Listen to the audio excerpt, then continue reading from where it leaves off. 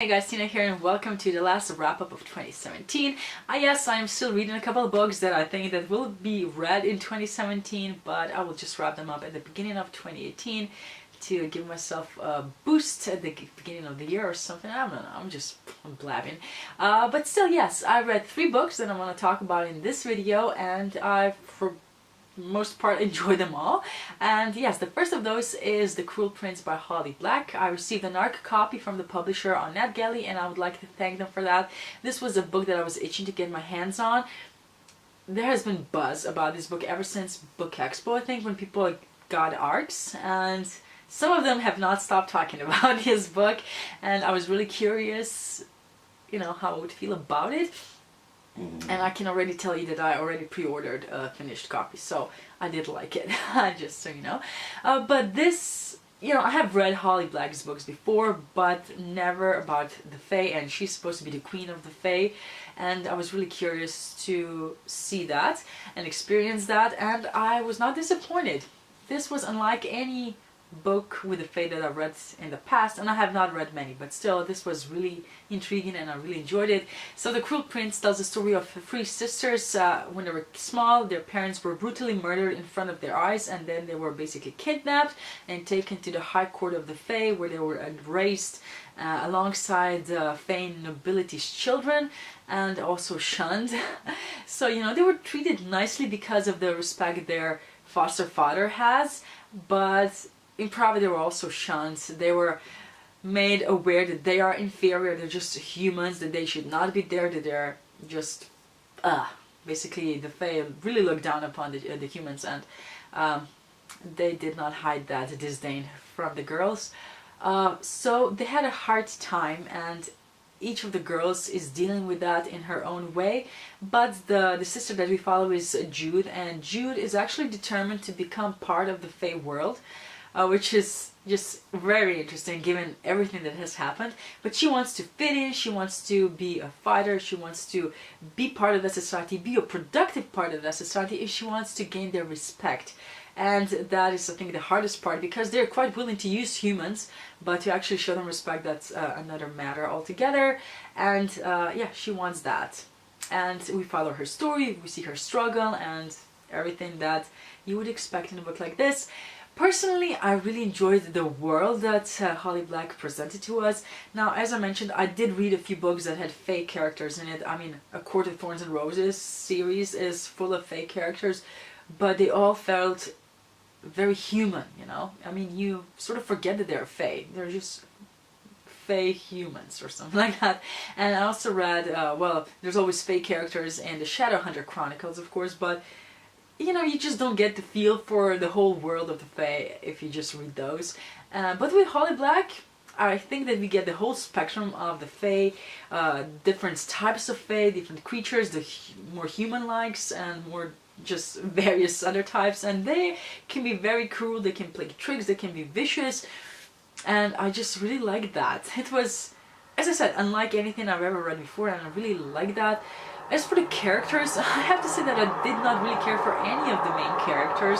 They all had their issues, and they were slightly annoying at points, and because of their issues, they would project that and make others miserable, and yeah, I didn't like that as much.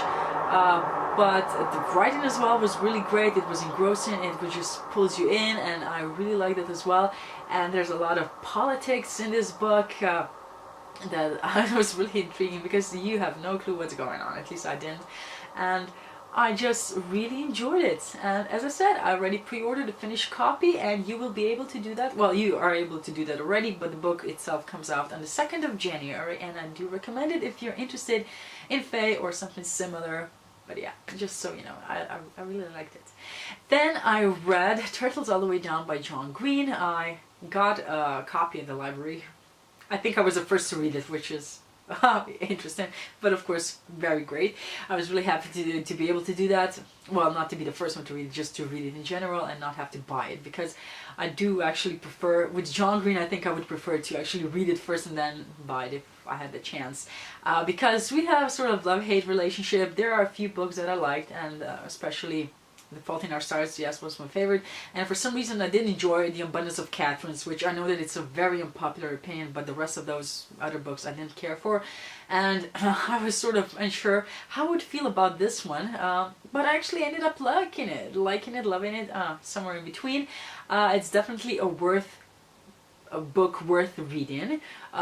It tells the story of Asa. She is a high schooler, and one day her friend comes to her and tells her that this billionaire has gone missing. And since Asa, I'm going with Asa because it feels more like right to me, but okay. So Asa used to know the son of this billionaire, and so they have a connection and they sort of try to find this billionaire. But I think that really the story doesn't even matter in this book. It's just sort of a backdrop for what is really the topic of this book, and that is OCD. And since John Green has OCD, this is an own voices novel, and I think that was the best part of this book.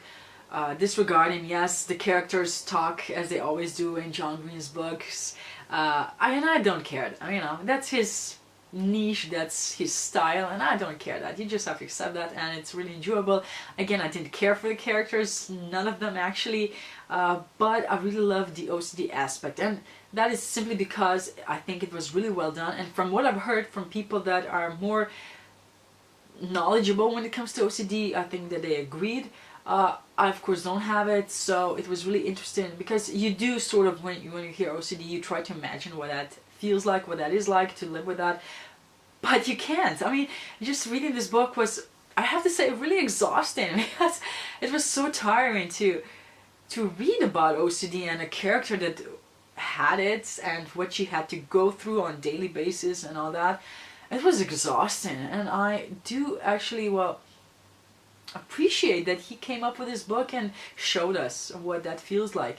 And the only thing that I did not appreciate about the whole thing was all the talk about the microbes, because that is one thing that really I can potentially develop a phobia.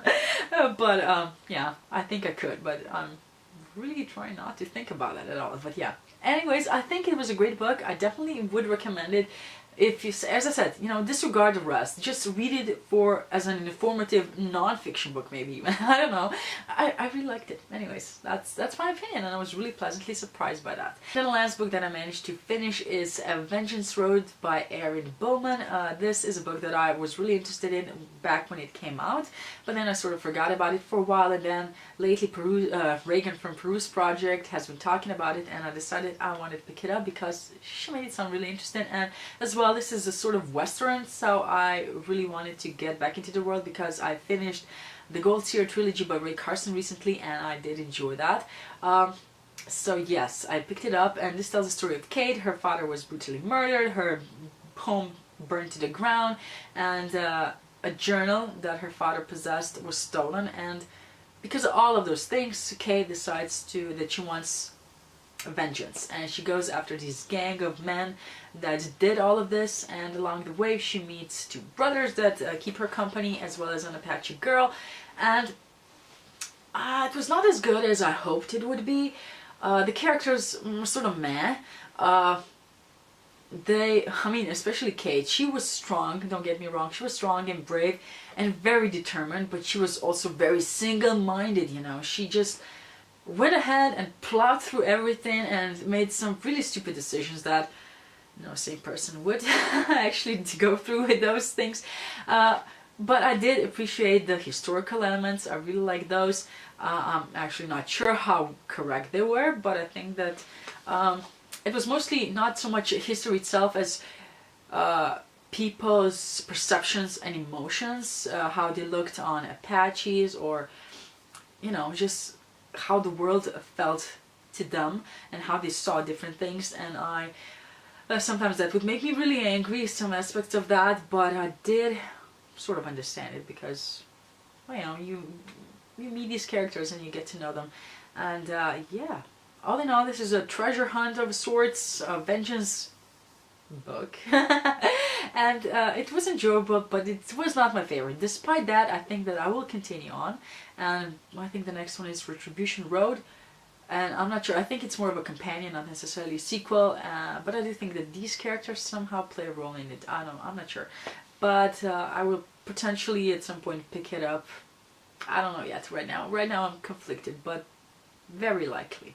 So I did manage to actually finish one more book in December, and I think this is actually the last one, so I decided to just insert a clip into the other part of the video. And the book that I'm talking about is Nevermore by Jessica Townsend. I have been seeing this book on BookTube for a while now, I mean ever since it came out, and I think that was in October, but I never really paid close attention to it. This is a middle grade book and I just wasn't interested, and then I saw it twice in my local bookstore and I just, you know, I picked it up but just put it back. And then one day I did pay attention on BookTube and I decided, you know what, I have to get that book, it sounds fantastic. And I stormed to my bookstore and I was so devastated because at first I couldn't find it, and I said, well, somebody was smarter than me and actually picked it up. But no, there weren't, because I found it and I got it and I read it and I loved it.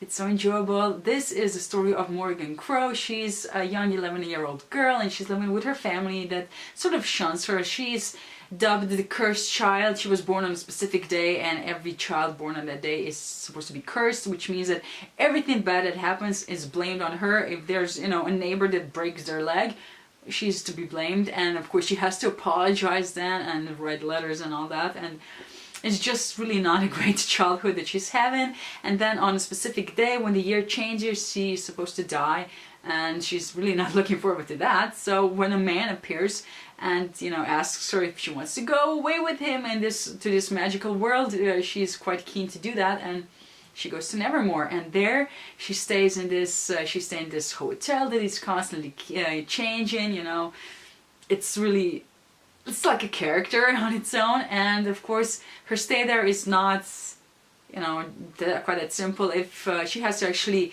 enter into this wonder society, she has to go through a few trials to do that, but if she succeeds, she will be able to stay in Nevermore. If she doesn't, she'll have to return to her world. So she's very determined to actually get into the wonder society, and that's the story that we follow. It's full of adventure, it's very whimsical, crazy, a lot of stuff happens that it's really a joy to read about.